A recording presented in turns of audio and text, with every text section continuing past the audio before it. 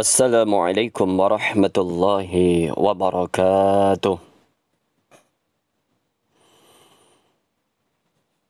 Alhamdulillah. Alhamdulillahil malikid dayyan. Wassalatu wassalamu ala Muhammadin sayyidi waladi adnan. Wa ala alihi wa sahbihi wa tabi'ihi ala marriz zaman.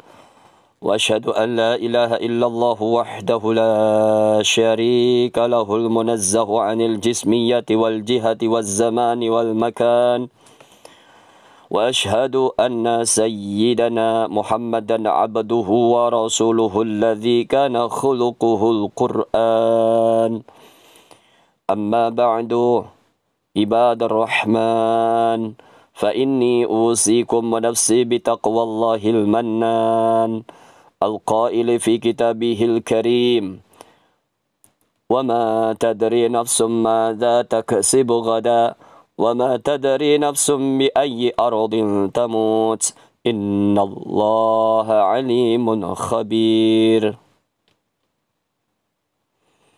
Ma'asyiral muslimin, jamaah salat Jumat yang berbahagia.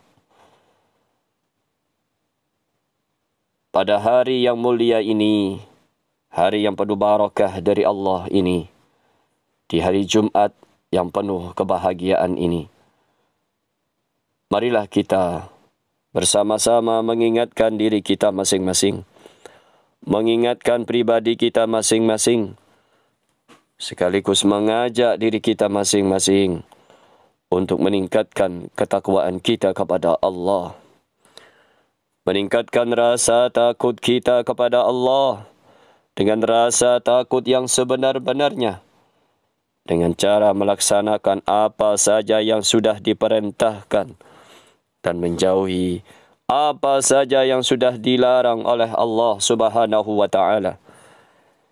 Sebagaimana yang sudah ditunjukkan, sebagaimana yang sudah dicontohkan oleh Nabi kita tercinta Nabi Muhammad sallallahu alaihi wasallam.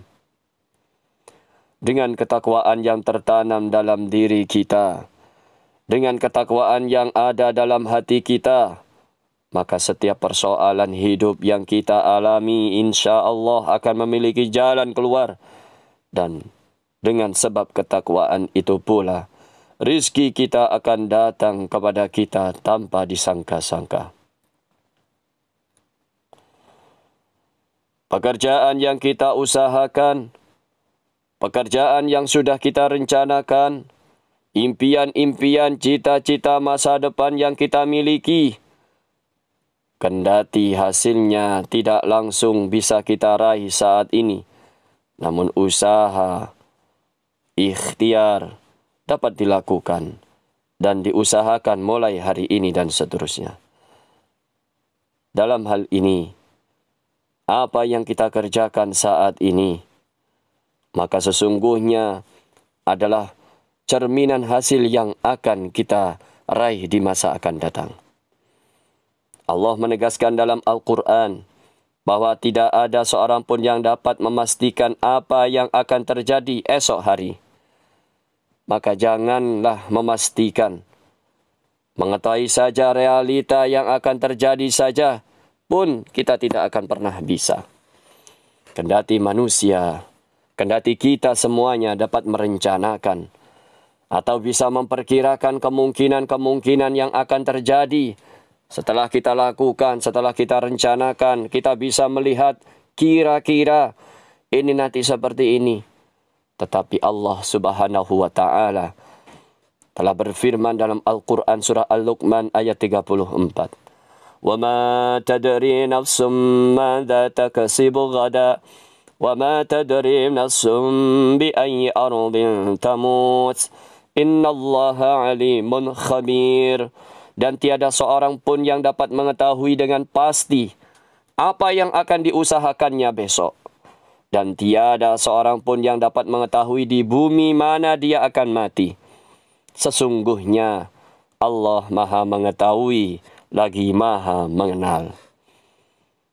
Jamaah salat Jumat yang berbahagia.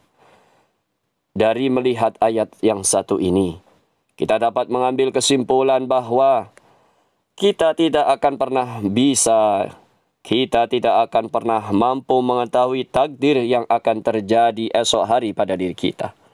Termasuk kematian kita. Termasuk yang terjadi dengan apa yang sudah kita kerjakan, yang sudah kita rencanakan meskipun itu sudah matang. Artinya kita dapat melakukan suatu kebaikan hari ini, saat ini. Maka apabila tidak ada halangan yang mendesak, maka apabila ada kesempatan untuk melakukannya selagi mampu dan memungkinkan, maka mari kita lakukan itu tanpa menunda nanti. Kita lakukan saat ini tanpa nanti. Jangan sampai kita menjadi orang yang hanya berangan-angan tanpa realisasi. Ibnu Al-Qayyim pernah menyebutkan, innal munara'su amwalil mafalis. Sekedar berangan-angan tanpa aksi adalah modalnya orang-orang yang bangkrut.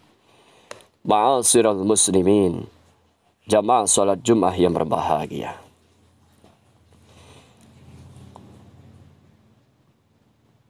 Terkait hal yang ini, Umar bin Al-Khattab pernah menulis surat kepada Abu Musa Al-Ash'ari yang kala itu sedang berada di Basrah.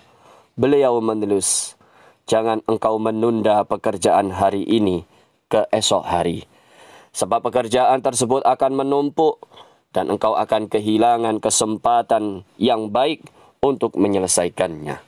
Ma'asyiral muslimin, jamaah salat Jumat yang berbahagia. Semuanya yang kita telah sebutkan di atas sangat berkaitan dengan manajemen waktu. Bagaimana waktu kita yang sama ini, saudara kita yang ada di desa, keluarga kita yang ada di luar negeri mungkin, keluarga kita yang hidup di sini atau di kota yang manapun, tempatnya boleh beda, jaraknya boleh jauh, negaranya boleh beda, suasana pun juga beda, tapi ingat, siang dan malam waktunya sama. Waktu kita, saudara-saudara kita di setanah air ini, waktunya sama 24 jam. Tapi isinya yang beda. Isi beda, waktu sama. Jamaah salat Jumat yang berbahagia. Memanfaatkan waktu kita dengan tidak menunda-nunda ke lain waktu. Pernah disampaikan oleh Nabi kita tercinta Nabi Muhammad sallallahu alaihi wasallam dalam hadis yang diriwayatkan Imam Al-Hakim dalam Al-Mustadrak. Ibnu Abbas meriwayatkan Nabi pernah menasihati seseorang. Dari Ibnu Abbas radhiyallahu anhuma, iltanim khamsan qabla khamsin, syababaka qabla harama mika, wasihatika wa qabla saqamika, wa ghinaka qabla faqrika, wa faraghaka qabla saghlika, wa hayataka qabla mautik.